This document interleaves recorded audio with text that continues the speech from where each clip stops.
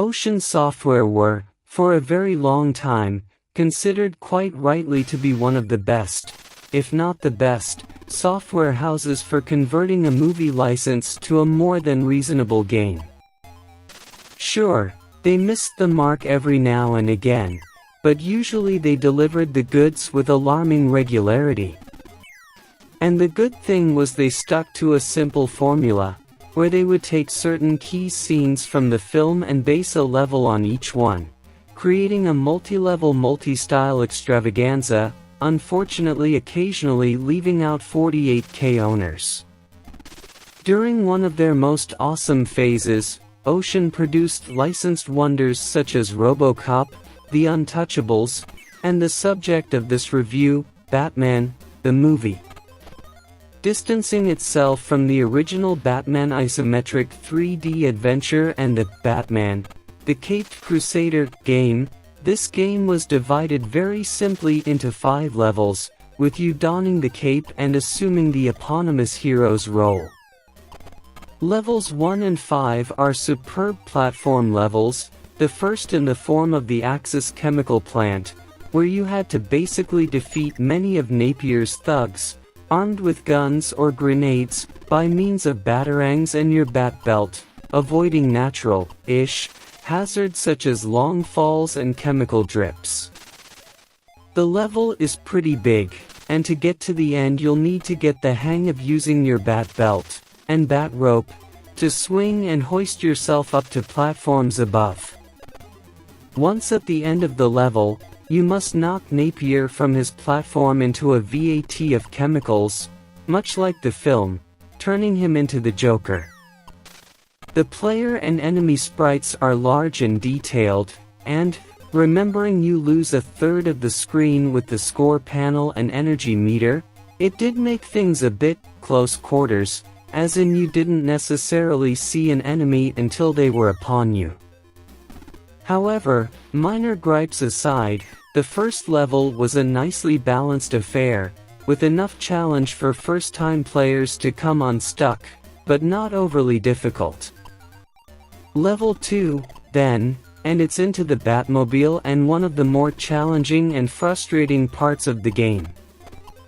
Viewed from the side you must drive through the streets of Gotham City, avoiding other cars on the road and blockades, occasionally turning left, and left only, to get to the Batcave. Getting to the end within the time limit is no problem, but without careful maneuvering your energy level wouldn't last the distance. You had 2 choices.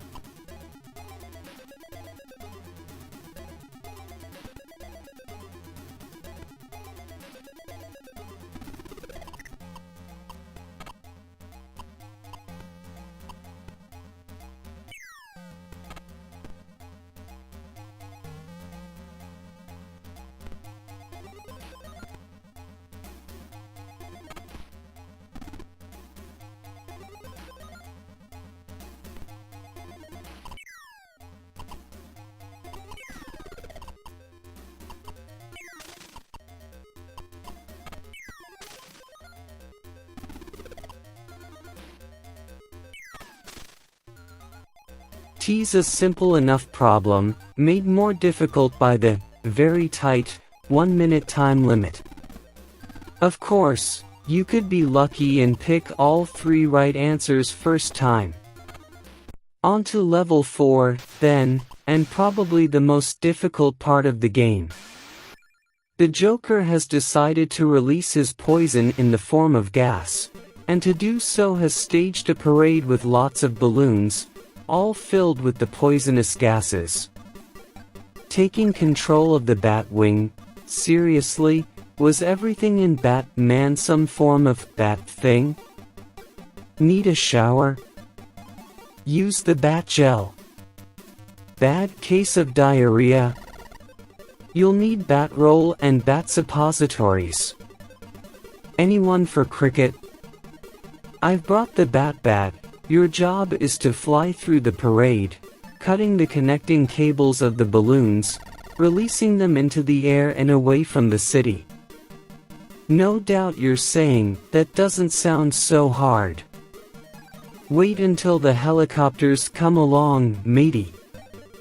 One touch equals death, so you'd better be good at maneuvering past them, or you'll soon end up as bat soup. To finish, then, it's a final chase of the Joker up to the roof of Gotham City Cathedral. This time, you've got spiked floors to contend with, instant death, and also crumbling floors, so you'll need to be on your guard all the way through. Taking the Joker out at the end is slightly different, but I'll not spoil that for you. If you got that far, you deserve to discover it for yourself. So, is the game any good? Yes. Okay, so that was a bit of a short, to-the-point answer, but this is a short, to-the-point game. Even with the time limit of 10 minutes on the platform levels, you'll easily do that once you know where you're going. But even so, it's a highly polished product with some superb graphics, and lots of nice touches, so it's certainly worth hunting down and playing through. Among my favorite of the touches is the energy bar, something that was used in the Untouchables, too, where the energy bar is in fact the picture of Batman at the bottom of the screen. As you lost energy, Batman's face was replaced by the Joker. In the Untouchables, they used Al Capone, obviously.